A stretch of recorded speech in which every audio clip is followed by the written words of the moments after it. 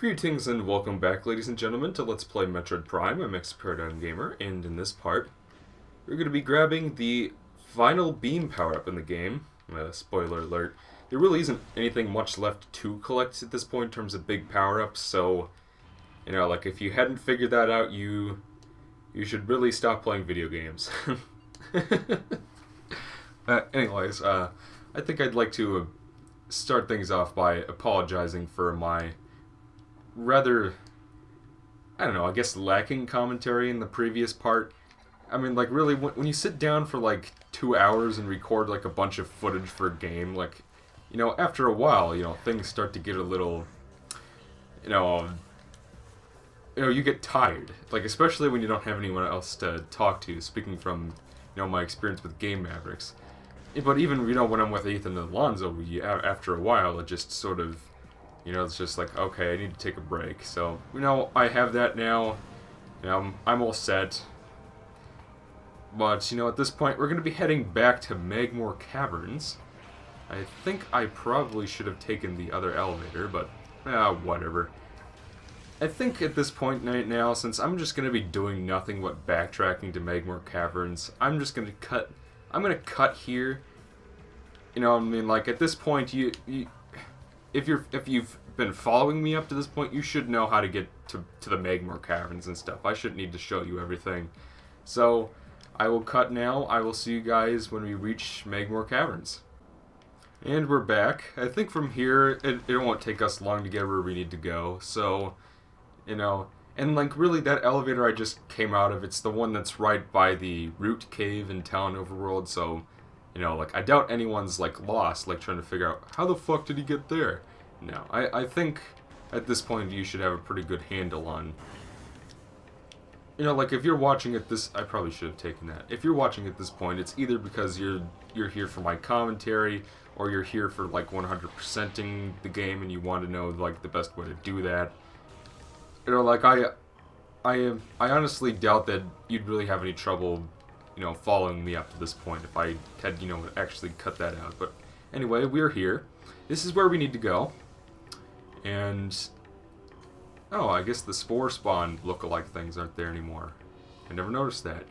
Now, while I'm solving this big puzzle, I just want to make note of something.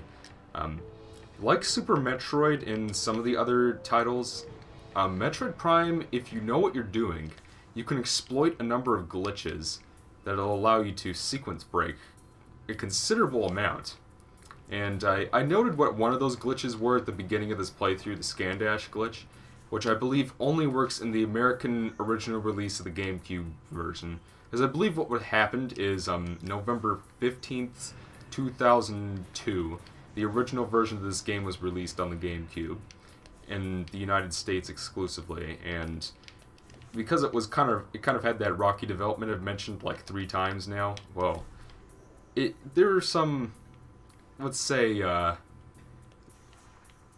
were some things that they didn't quite fix. That not everything was perfect, and by the time the game was released in Europe, the PAL version. Sorry about that, a brief pause in the recording there, but by the time the game was released in... Get up there. By the time the game was released in Europe, they had fixed all of the bugs, and then that version would end up becoming standard for every subsequent port or re-release of Metroid Prime 1. So, the trilogy version in particular, like the Player's Choice version, which for the GameCube meant like after you sold a certain number of copies, you were a Player's Choice game. When it was re-released there, a number of these glitches were corrected, and because the Prime Trilogy version of the game is based on that re-release, which was based on the PAL re-release, like all those glitches, I believe most of them don't work anymore, and even if they do, they're slightly different because of the programming changes. So if you want to really exploit all of the cool sequence breaking glitches, you're going to want the original GameCube release, which will be the ones that have the black label on the top and not the yellow one, because the yellow label one is the Player's Choice re-release. But at any rate, using the scan dash glitch, you can actually get the space jump boots early, and then from there, you can get a bunch of other stuff early. You know, there you can get, like I even mentioned before, you can jump right over the wall that's in front of the morph ball and get it pretty early on. Anyway, this here is the plasma beam, the last beam of the floor. A booyah, so to speak.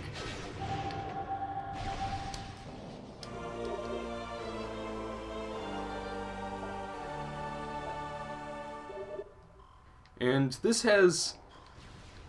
And the reason why I even bring up the sequence breaking now of all times is because you can get, using several series of glitches, you can get the ice beam, the power bomb, and the plasma beam early before you like even fight Flagger, I think, or even Thardus, and you can actually use the plasma beam on Thardus, and he's actually weak to it for some reason. If I'm remembering correctly, it's been a while. Actually, I don't want to go this way. So from here on out, ladies and gentlemen, the playthrough is going to get a little different. Because at this point, now that we have the plasma beam, we could pretty much get anything in the game. Like, just about anything that we could possibly want. There's maybe like one artifact in particular we can't get until we beat the Phazon Mines, but beyond that, you know, like, we can get anything we want right now. And so from here on out, it's going to be cleanup. And, you know, I apologize if for some reason you're watching this and you aren't really interested in the 100% aspect, but if you are, you know, this is where the playthrough is going to get a little more, you know, the story is going to take kind of a back seat for a while. So we're going to be heading back up towards I want to start off at Phendrana, just because it happens to be the closest area to here. Why did I go this way? Ah, fuck. Alright. Now I have to turn around. Okay. My apologies, ladies and gentlemen. I'm gonna cut to when we get to I'm gonna cut to a little ahead when we're very close to Phendrana. We're almost here anyway, and this is the door I should have gone in to begin with, but here I want to show off just how useful the plasma beam is. For one thing, it has a really short charge rate. You can charge it all the way up from 0 to full throttle in about half a second, which makes it really useful, and it has a really high rate of fire too. It's about as good as the power beam actually. So unlike the wave beam or the ice beam, where it's just like it's a little slower than the power beam, but it's more powerful. You know, the plasma beam, it's fast, it charges fast, it's strong, and you can shoot it really fast. So it's a really useful weapon, and now that we're going to be pretty much backtracking through a lot of the areas we've already been to grab some lingering power-ups, you know, it makes it really useful for taking care of enemies really efficiently. I don't have to use the ice beam to kill the flying pirate guys anymore. So what we're going to do first is, as soon as the camera decides to turn on, we're going to head back up here in this area that was behind Thardus, the Phendrana Depths. We are in Magmoor Caverns, transport to Magmoor Caverns South, right in front of, you know, the area where we found the gravity suit, just so that people kind of catch up. From here on out, I'm kind of unsure as to what I want to do. First of all, right here, now that we have the ice beam, we can shatter this ice and grab this energy tank. Pretty easy. I mean, like, really, from here on out, we're just going to be swooping in and grabbing a bunch of stuff. Like, there really isn't much in our path, so to speak. Alright, so I want to go through here. No, I don't want to go through here. I keep mixing up these doors, goddammit. I think the door I want to go into is over there again. Excellent. And, like, it really doesn't matter what order you do this in, because, like, I'm just going to be making a full loop through this back area before heading on to, back into the Pirate Research Facility again. So, not too much going on this part. And another thing I want to do is, now that I've edited a large number of these parts, I've just become astonished as to just how long they've ended up being. Like, just about all of them have been about 17 minutes long, and that's kind of unacceptable on my part. I mean, like, this is like the first solo playthrough of anything I've ever done by myself, but, you know, like, I don't want parts to end up being ridiculously long in the future. So, you know, like, I'm leaving all of this in right now because I just happened to start this session, you know. But for this, you want to swing on that glider to get to the other side of the room and then knock that stalactite into the ice, create a huge hole, jump down in here, and boo, the fuck. Then over here is a missile expansion. Easy peasy lemon squeezy. And it's probably going to end up... My memory is pretty good, so I don't think I'll have trouble finding anything. Like, usually what happens, and I've mentioned this before, is that I will get... Usually what will happen is, like, I'll beat the boss... the lore already told us. I'll beat, like, Omega Pirate in the Phazon Mines, after which it's pretty much endgame. Like, you find the artifacts, and then that's it, you're done. This room is called Phendrana's Edge. Just to note that. And there's an artifact in here, if you read the scan entries on the thing. We need the... Hold on. Yes, I am missing that. In order to get the artifact in this room, you need the grapple beam. I'll probably end up making... No, I have a little more time since I cut out a bunch of stuff. Let's see, is that what I want? No. I'm trying to make... Because there's like a hidden door right here, I think.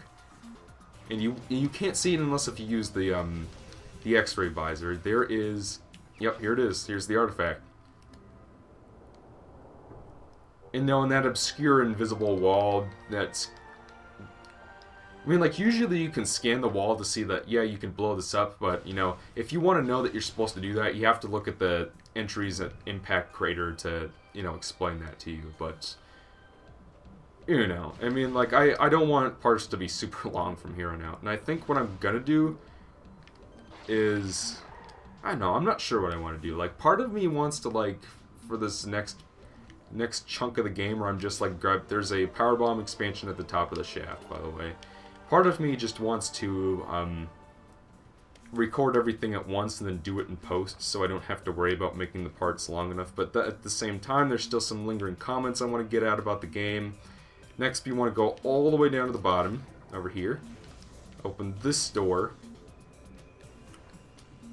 And, I really apologize about that. If any of you, for the several of you that are still watching this for whatever reason or another. I mean, I didn't intend for them to be this long, and, like, if... I hope you don't mind, because, like, when I watch LPs or playthroughs of whatever, I usually don't mind that they're a couple extra minutes long, because that means I'm getting more content that day, but I know that not everybody feels the same. Not everybody, was like, lining up saying, like, oh boy, the next part of the Metroid Prime playthrough's up, I gotta go watch that. Like, oh, it's 18 minutes. No, more bang for my... I know that this isn't a particularly important playthrough to a lot of people, so...